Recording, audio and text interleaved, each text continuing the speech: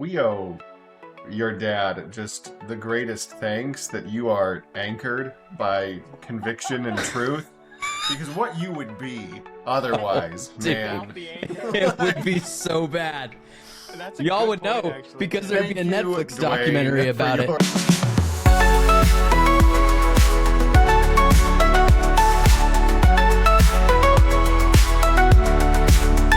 Ladies and gentlemen, welcome back to the I'm Telling God About This podcast. We are going to do something a little different today. We're going to do some React videos. We're trying to expand, do some new things. So we're going to do some Reacts, other things that are coming, more interviews later, and another thing, little top secret thing. Maybe you've heard about it, maybe you haven't. But if you have, go ahead, drop it in the comments. Give us your thoughts on what our top secret project X is or is not. We want to hear from you. All right, so with that being said, Nick is going to cue us up our first victim clip, and we'll go from there. When the Holy Spirit hits. You know they stopped making the Evo, what is it called? Is it the Evo? The little Range Rover, the mini Range Rover.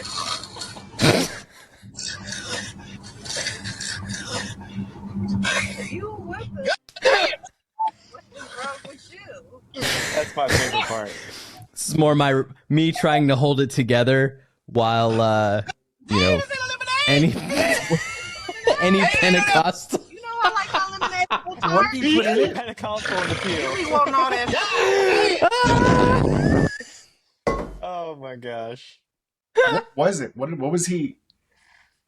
So that's his wife dumped a whole bag of Warheads. What were those warheads into his No. lemonade?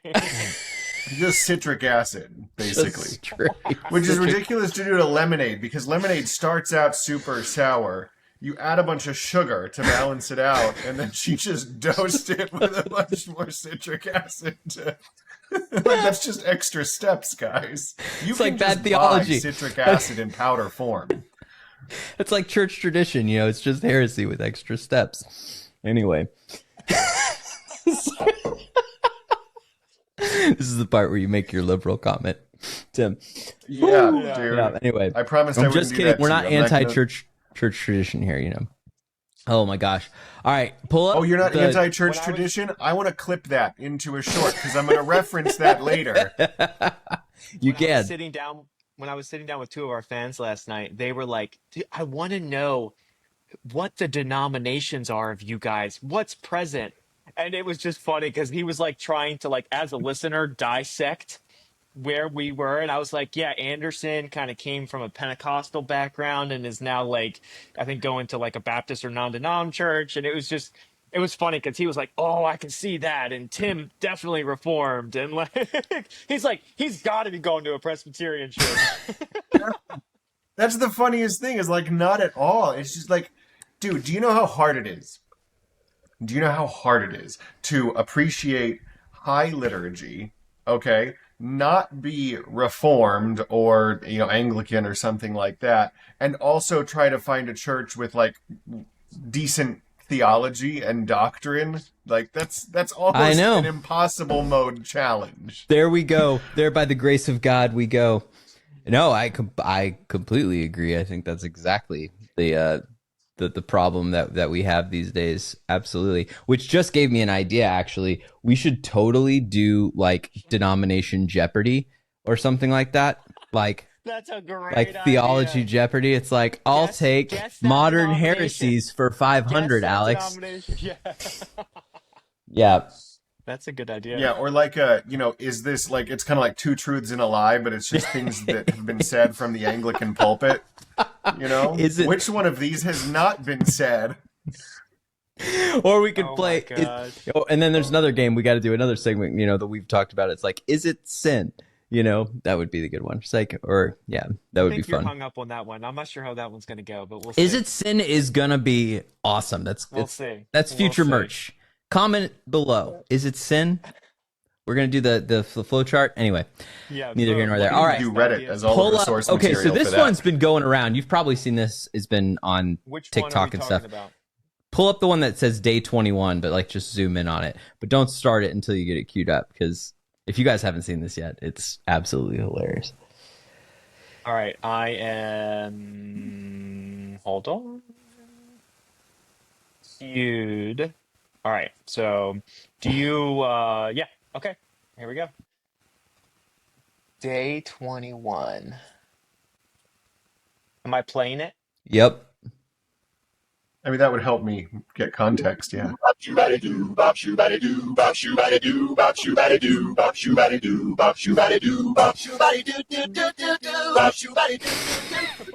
is this? Is this? The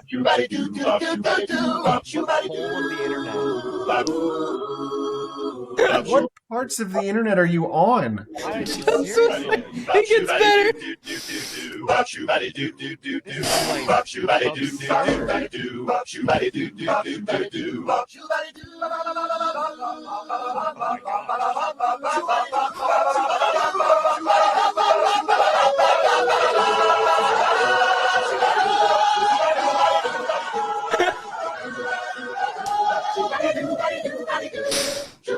What am I watching? What is this?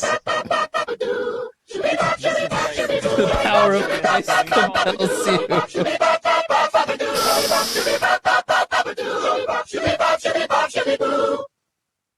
Oh my god. I feel like I just lost seconds of my life. Like, I want that time back, please. So, a little about me. I sat through the first 15 minutes of Napoleon Dynamite and then walked out of the theater. That's how... No. Oh, yeah. Why? Because it was not good. But yes, it was not good. I completely agree. Dude, That this movie is is going legendary. around. This is going around all over right now, and it's being like remixed quite a bit. No, Which don't try to believe legitimize you your when you say weird that. internet habits with Yeah. consensus. Okay. Which parts of all the right, internet hey, is this going comment around below on? if you have seen this remixed. I'm telling you it is. I think it's ridiculous. I think it's hilarious. Comment below if you haven't, because those are the people that he needs to be more exposed to in his life. Yeah. Clearly. Anyway, Your What is search that? Like, preferences I don't in the even know. algorithm gods I don't are know. delivering you weird, I have like, no idea. satanic ritual songs. it's literally like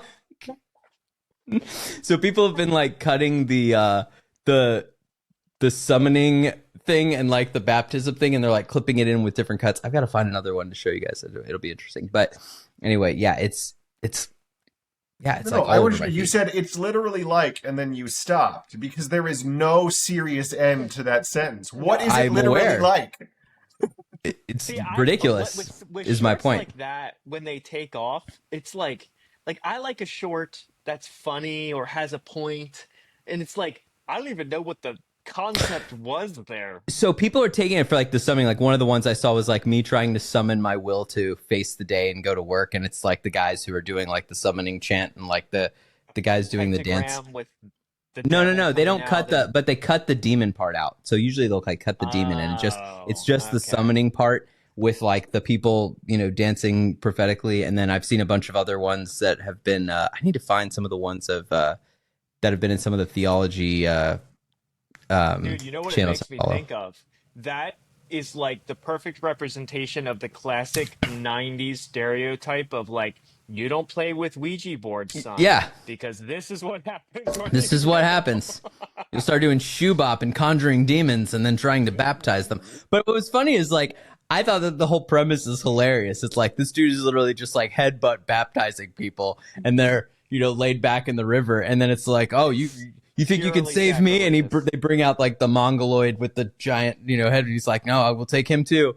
And then they're like, what about a demon? You're going to baptize a demon? He's like, yep, we're going to go for that. And then it's over. No, the moral of this is that and I've thought this for a long time, we owe your dad just the greatest thanks that you are anchored by conviction and truth, because what you would be otherwise, dude. man. It would be so bad. That's a Y'all good would point, know actually. because there'd be a Thank you, Netflix Dwayne, documentary for about it. your- I'm telling you right now, if it wasn't for Jesus, I would have a Netflix documentary already in a bad way. Oh my god. Anyway. Oh, Lord have mercy. Oh, speaking of which, Have you guys seen? I mean, it's based on the book. The book is obviously better, but the Chaos documentary on the Manson. No, Have you not seen this? Oh, it's very good. no. Very, very interesting. The TLDR of it is basically that like Charlie Manson was so good at brainwashing youth, like that the CIA was like, we got to figure out what this guy's doing. Like They need to take notes. literally, I'm dead serious. Like that's the moral of the story. Like this guy had a whole like harem slash, you know, like family, the Manson family, that these people were willing to go and die and then go to court and still weren't like, they didn't turn on him even after they were arrested and in court. Like it wasn't until quite a while afterwards. Like that's some pretty prolific, you know, indoctrination. Yeah, no, I'm just imagining the CIA sending like their version of Steve Buscemi in to be like, "How do you do, fellow cultists?" So you can like learn. We how too to... are also into controlling people for purposes of our Right. own. Yeah, weird. Anyway, No, I feel like it was the interesting. trick to being a successful cult leader is more in having like a really solid filtering mechanism. So the only people you bring in are like peak susceptible. Easily impressionable. Yeah. Actually, do you know what the real secret sauce to cults is Lay it on us. high let's demand. do this. Oh, I'm dead serious. This is actually really good because I think that this is what's missing in modern Christianity. And it's actually not a negative thing at all. The reason that most cults are very successful is because they place a high barrier to entry. Like Oh, yeah. there is a general welcomeness and openness. There is a very cohesive, tight core group, but they withhold the thing that all of the people want, but that they can see that it's being given. And it's like, it's textbook, like, I mean, I hate to use this term. It's like, you know, daddy issues 101. It's literally like, you didn't give, like, the kid who didn't get enough validation or the adult who's not getting enough validation sees that there are people who are getting validation and it's in a good way and it's positive. And they're like, how do I get that? And then they're like, oh yeah, you can have that. You just need to, like, you know, sell everything you have, wear this, you know, monochrome jumpsuit and, you know, castrate yourself. And then, then you're totally in. You know, So to your point, like, I'm so curious. Have you ever read the book Influence? Super Yeah, famous I have. book. I have it somewhere So in that here. book is fantastic. But if you're a Christian and you read that book, I'm telling you, it gives you so many good ideas how to leverage actual human psychology for the kingdom. And that's one of them, which is why, you know, what a lot of the Reformed communities have seen, which has been so helpful and sustaining, is they do membership. And membership is not easily attainable. And like there's you know, like different components of it are incorporated. And that is definitely one of the biker gangs do the same thing with pledges. And like you have to, you know, go through this process, and it's like hard to get in, and they make the barrier to entry high on purpose, and it makes it more Yeah. attractive. For the record, Gatekeeping. You do have Yeah. to gatekeep things. Like you have to gatekeep, you know, borders, for instance. You know, Weird. everything that you want to preserve with any meaningful amount of value has to be gatekept, obviously. for sure. And sometimes, like, that doesn't even mean there's an ability to get in for some people. I mean, obviously the church is not an example of that, but sometimes it's just like, this group is only for these people, and that's it. For the record, I'm totally against church membership in like the traditional like context sense. Really? Oh yes, 100%. In what way, like, Yeah. particularly? Like I don't believe in the idea of like, yeah, church membership as it exists now. It's like, oh, I'm a member of this church and I've got, you know, like I have the idea. There's a notion of, let me rephrase that. I'm not against the, hold on. It's the same. I'm saying, no, it's important because it's a very nuanced distinction. It's just like my issue with a lot of things within traditional church denominations is like, these things are beneficial, they're profitable, but they can't be a fence around the fence. Getting to the gatekeeping principle of like, you are a part of a community based on how you live. You're a part of the community based on your actions. You're not a part of the community because I say you are, in that specific sense, as an authority figure. In most contexts, from my understanding today in the 21st century, church membership is more seen as a tighter knit community that has committed and pledged their partnership, and in some denominations vote, and in other denominations provide feedback, wisdom, and insight.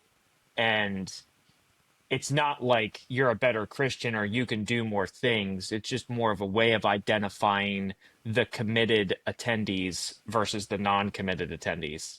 I don't know. Right, which results in any number of other things. Like, I don't need, like, that's my other issue too, is like you just said, things like, oh, well, they're going to vote on this or vote on that. And yeah, again, it basically doesn't work with the system. Reformed. No, I get that. Yeah, and I'm not, we should actually do a whole episode on this. I'm not ready to talk about it yet, but we should absolutely do a whole episode on church membership. Ooh, that's a good idea. I have thoughts on this, but I want to I want them to be like consolidated for this. But it really comes to, it's part of a broader issue that we've talked about a little bit, but I think that it would be a really good discussion to have.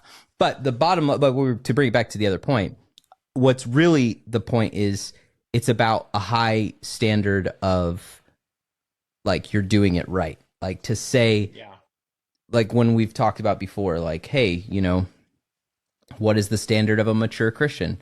Well, are you replicating? Are you discipling anyone? Like, do you have, like, that? Is that going on in your life?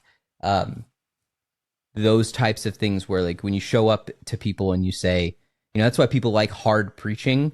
People want to come out of a sermon feeling like people, like, just like with the gym, where they, you want to go into the gym and you want to come out feeling like you just got run over by a bus. Like, nobody wants to likes going to the gym and coming out and being like, oh yeah, that was easy. Like, it's not the same level of fulfillment. I'm anti-gym over here. I'm anti-gym too, but I'm just saying, for people who are gym inclined, they will understand what I'm trying to say. I disagree. But, from the good sermon standpoint, like, I don't want to come out feeling like I'm doing great. Like, I want somebody to, like, bring the sharp, pointy edge of the word and stick it in my eye. And then, Do you guys have it's usually like a dude between, like, the ages of, I don't know, 45 and 65, and he'll just periodically interject with, like, that's right, or, an amen. Should you guys have those at your... No. Yes, absolutely. No. Yeah, good Southern Baptist church. Amen. That's right. Preach. I love that, dude. When I'm in the sermon, if I hear that, I'm like, yes. Yeah, that's your fuel. Keep going. I'm all about you crowd as a pastor, participation. you as a preacher, really Love that. like that. Love that. That's like saying, you just said validation. Like, Josh, you as a person, you don't like attention and validation. Of course I do. Like, by all means. No, please. that's okay. Knowing that, I'm gonna, next time you're preaching near me, I'm gonna, like, go incognito, but I'm gonna do it at weird moments, right? So. That is funny. Just wait till the peak low point when I'm like, that's you. That's You're going to right. be like, amen. And I'll be like, who's this guy? Yeah. That's good. All right. Next clip. What do we got? This one is going to be our new I'm telling God about this way we bring people into the fold. High barrier for entry. Memberships coming soon. Memberships coming soon. Yeah. Patreon. No. Why? It's because I'm a man of science. I see. Oh, nope, right there, guys. That's good. Dude, what's that for? No, get away from me. We're going to get you. How is this any different than what I shared?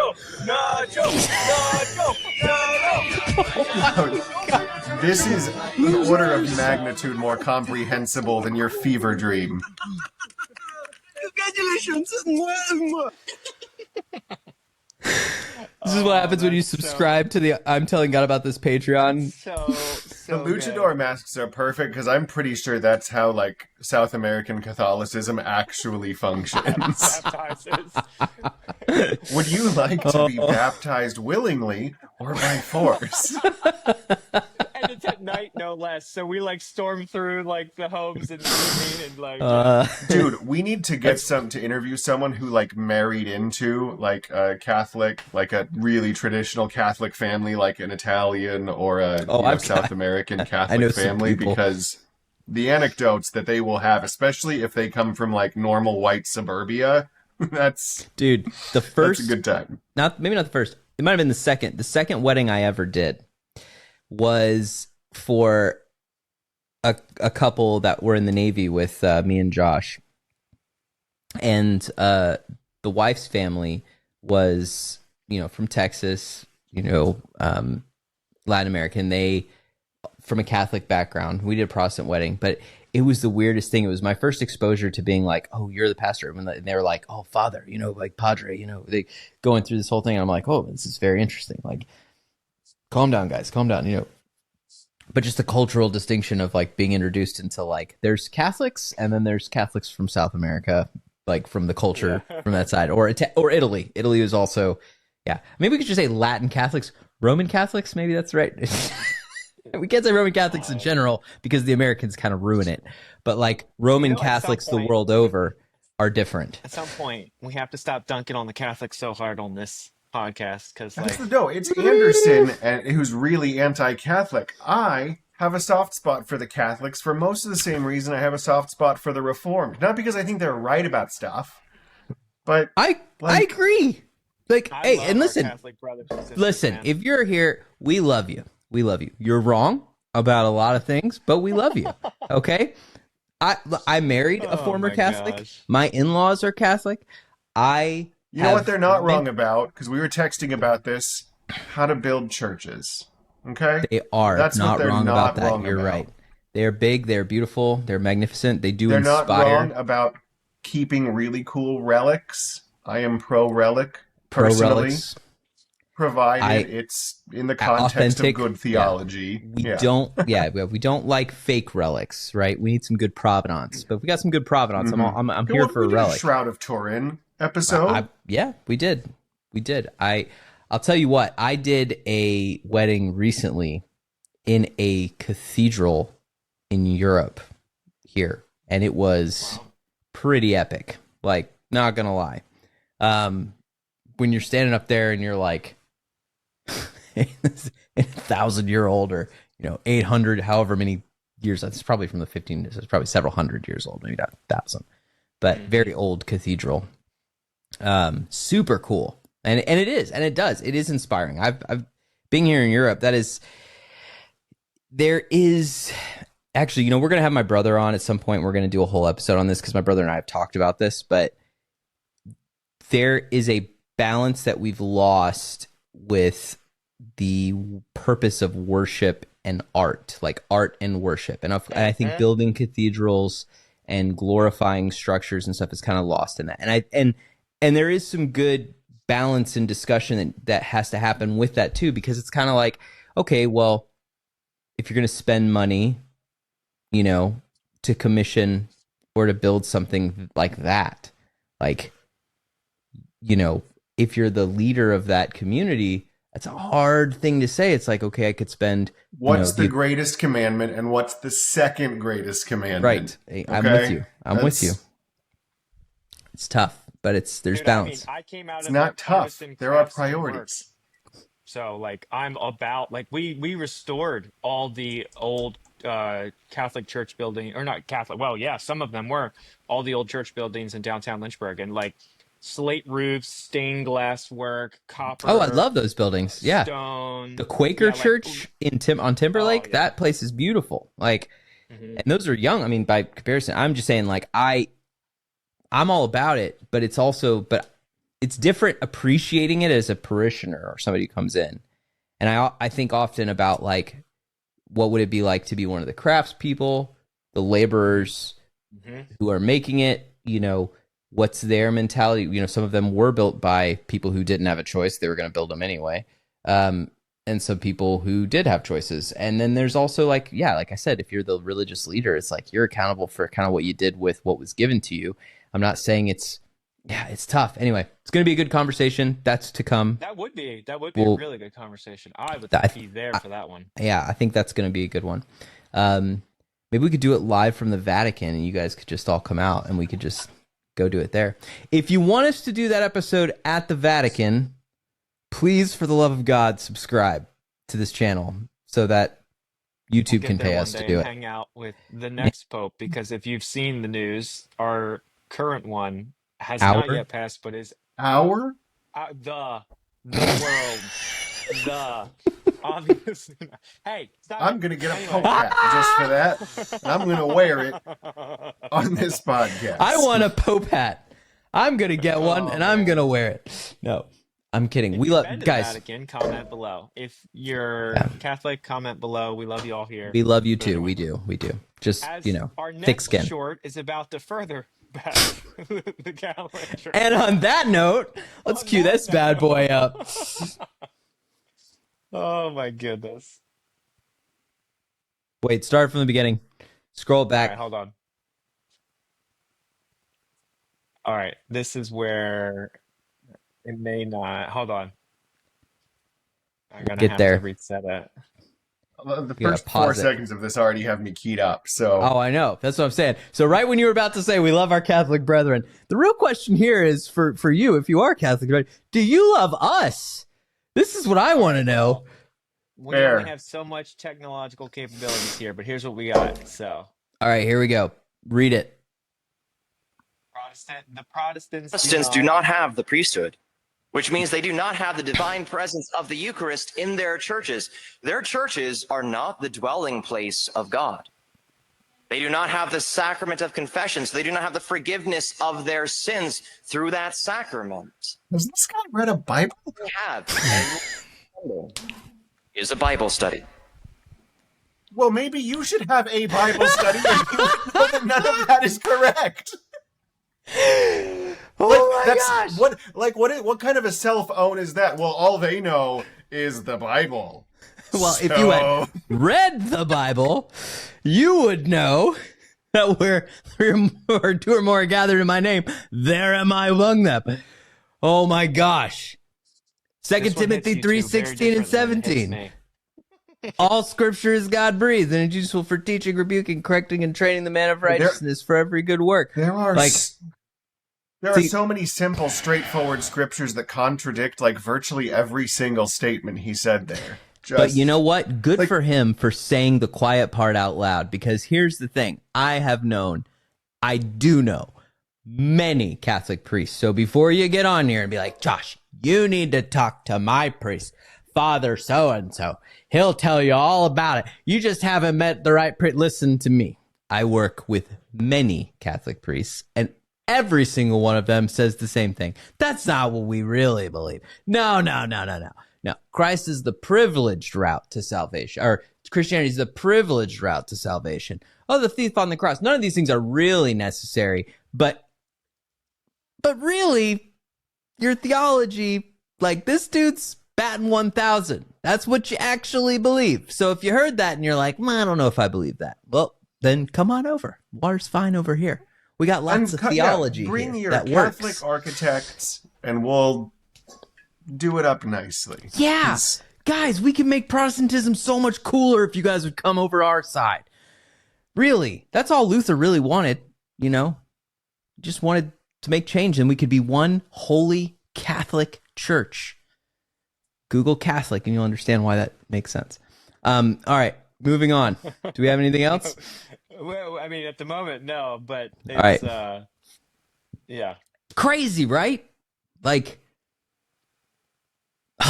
So, I mean, that short is him just, dogging on Protestants because they have the Eucharist, and it's also I mean, a weird thing, and I don't know the context of it, but if you're at the pulpit and you're specifically directing criticism about people that are by definition not in the audience, you're what would you say it is you do here? You know, because you see this obviously in like the independent Baptist fundamentalist churches a lot as well, where it's just a rag fest on those sinners out there.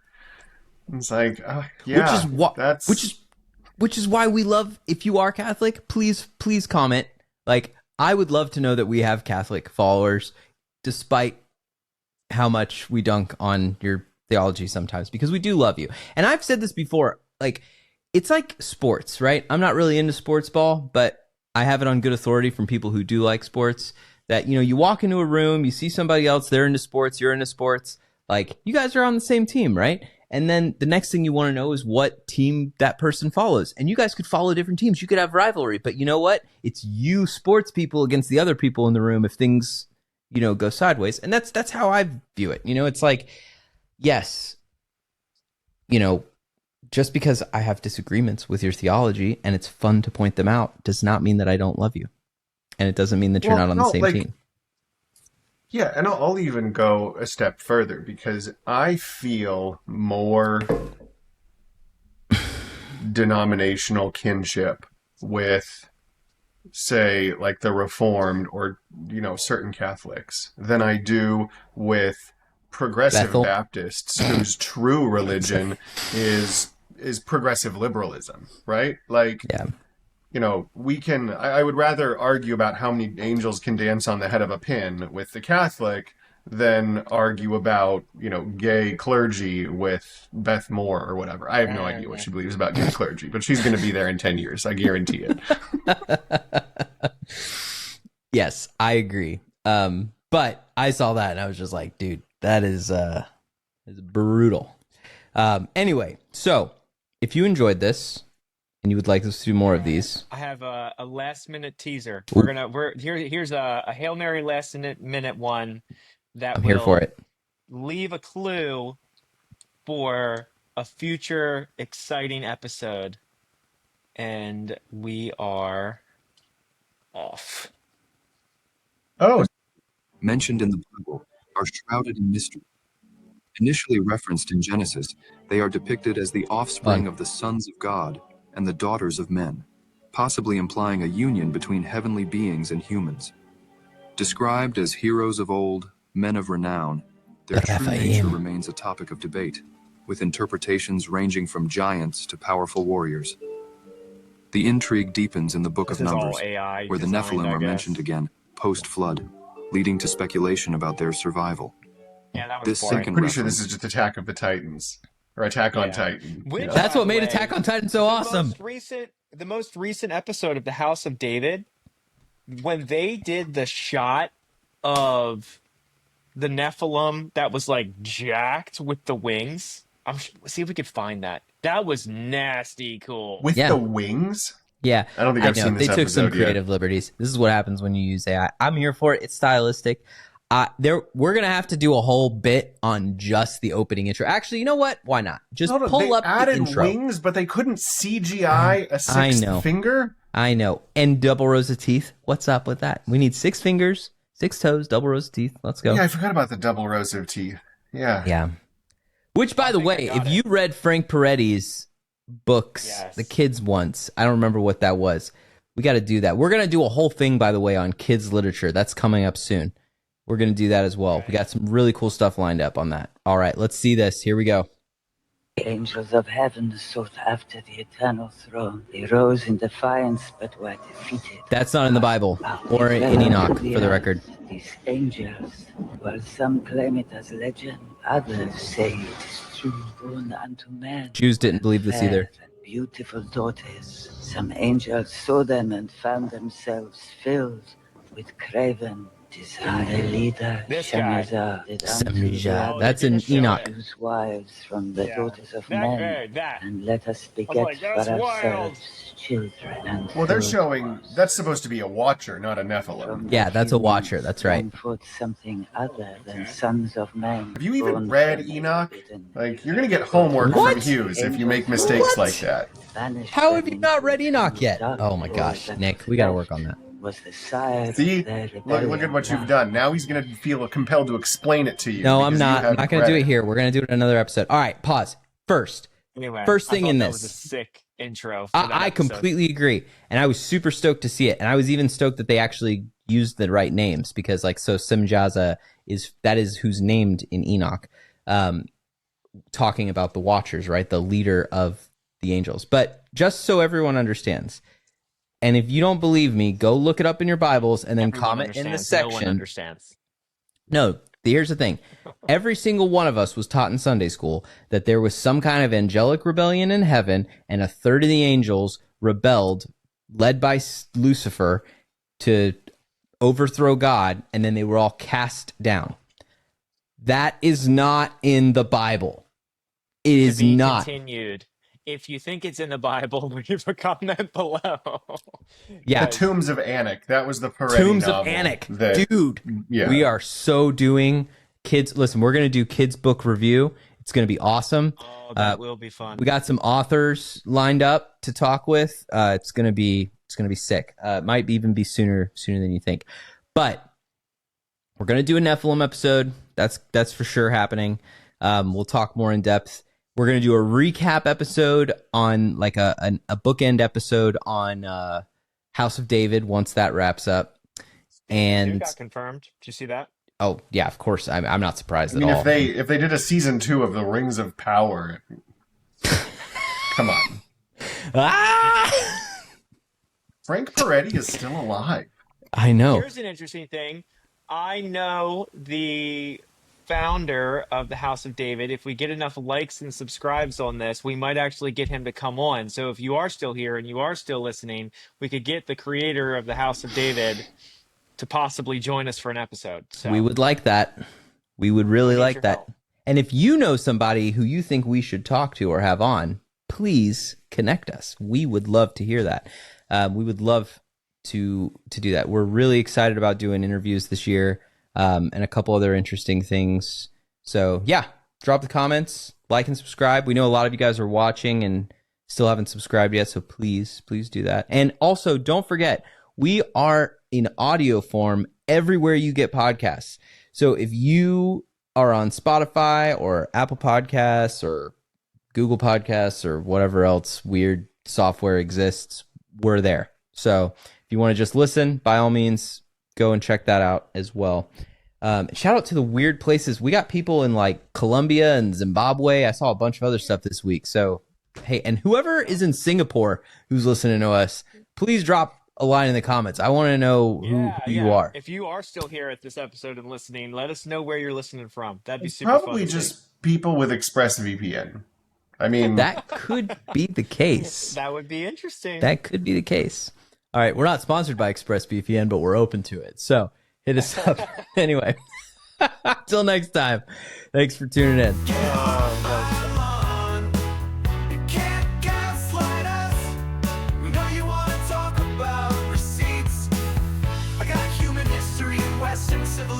All you have 20 years of dumpster fires, purple hair, people who don't know which bathroom to go into.